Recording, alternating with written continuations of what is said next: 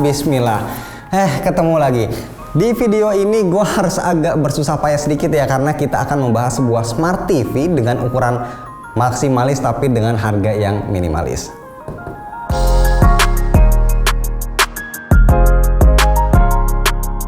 Ada yang pernah tahu TV merek TCL? Kalau anak gadget pasti udah pada tahu ya, tapi mungkin belum banyak yang pernah nyoba. Hal ini wajar, secara mayoritas orang lebih tahu merek Korea atau Jepang dibanding merek China. Yes, TCL ini berasal dari China, tapi ternyata di tahun 2017 TV ini bisa menjadi merek terbesar ketiga di Amerika Utara.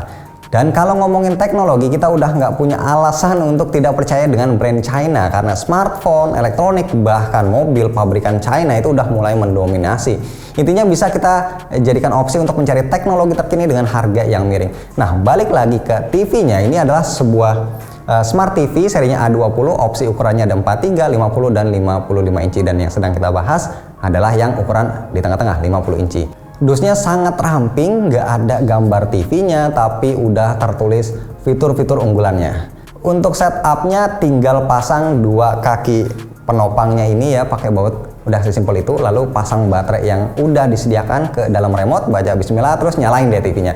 FYI, katanya ini adalah salah satu Smart TV 4K terlaris di e-commerce, udah kejual 700 unit, makanya gue penasaran nih. Nah, rencananya TV ini nanti mau gue taruh di rumah yang baru yang lagi gue bangun dan akan ditandemi dengan Xbox Series X atau PS5. Karena gue ingin mencoba mematahkan mindset yang bilang kalau main konsol next gen itu harus pakai TV premium kelas atas. Sebelum itu mari kita cari tahu dulu spek inti dari TCL 50A20 ini. TV ini termasuk kategori smart ya, karena udah disuntik OS Android yang paling baru yaitu Android 11. Nah, ini yang gue bilang tadi ya, produk China ini berani ngasih fitur terbaru. Brand lain yang lebih terkenal aja itu kebanyakan masih stuck di Android 9. Chipsetnya quad-core Cortex A55 1,3 GHz, GPU dual-core Mali G31, RAM 2 GB, dan storage 16 GB. Kolaborasi spek ini akan memberikan user experience yang cukup responsif. Secara garis besar, menu dan user interface TV Android 11 ini masih agak mirip Android 9. Perbedaan paling terasa itu ada di font yang lebih fresh dan menu pengaturan gambar yang lebih lengkap.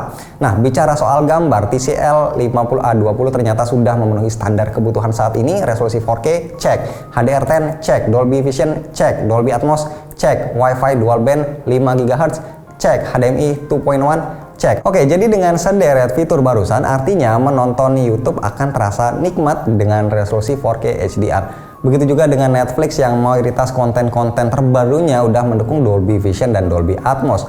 Belum lagi dukungan Wi-Fi 5 GHz, proses transfer data itu untuk buffering akan terasa lebih cepat dan lebih optimal. Sekarang untuk penilaiannya, nah ini berdasarkan mata gue pribadi, secara subjektif gue melihat warna yang ditampilkan ini cenderung agak pucat, dengan catatan picture mode-nya ada di posisi default atau standar. Untuk itu kita bisa coba menggunakan picture mode dynamic ataupun HDR bagi yang mau merasakan sensasi warna gonjreng mentereng. Tapi gue pribadi lebih suka menggunakan picture mode movie untuk menonton film HDR maupun non HDR, karena gradingnya akan terasa lebih soft di mata.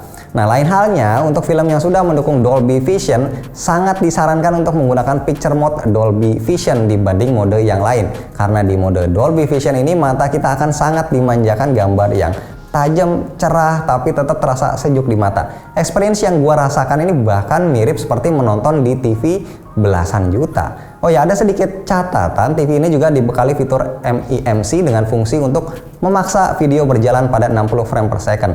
Nah, fitur ini bisa kita pakai untuk film animasi ataupun pertandingan olahraga, karena gerakan akan terlihat sangat smooth dan halus. Sementara untuk film biasa, menurut gue pribadi ya masih lebih enak diputar di frame rate aslinya, biasanya itu kan di 24 atau 30 fps. Lalu untuk suara, terdapat dual speaker 2x10 watt yang suaranya berhasil membuat kuping gue ini bahagia. Speakernya masih menawarkan detail yang rich dengan komposisi bass yang cukup bulat. Untuk di kamar fix ya, speaker bawaan ini sudah sangat mencukupi, kecuali kalau ditaruh di ruang keluarga dengan luas di atas 25 meter persegi, mungkin baru akan membutuhkan speaker eksternal.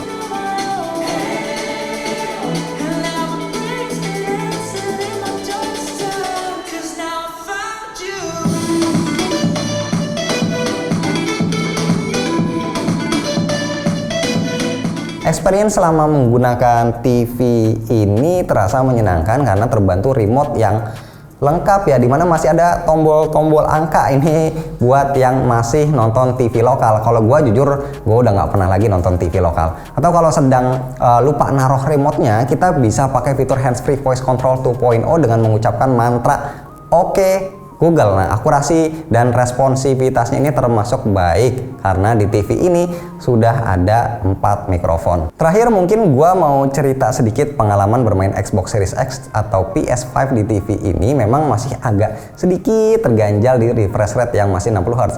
Tapi sebenarnya itu sudah memenuhi standar untuk bermain konsol next gen dengan nikmat, karena dengan adanya port HDMI 2.1 artinya kita bisa bermain game next gen dengan resolusi optimalnya yaitu 4K secara smooth di 60 frame per second dengan dukungan HDR selama gamenya juga support HDR. Terus yang namanya TV itu biasanya juga akan sekaligus menjadi pajangan di rumah. Dalam hal ini penampilan TCL 50A20 termasuk bisa menambah indah pemandangan rumah karena bezel layarnya yang super tipis, build quality-nya juga menyenangkan karena terbuat dari metal frame yang akan memberikan kesan kokoh. Tapi seandainya kalian pengen TV 4K yang lebih terjangkau lagi dibanding A20 ini, bisa coba TCL A8 series karena harganya memang jauh lebih terjangkau lagi. Jadi buat tahu harganya silahkan cek link di deskripsi.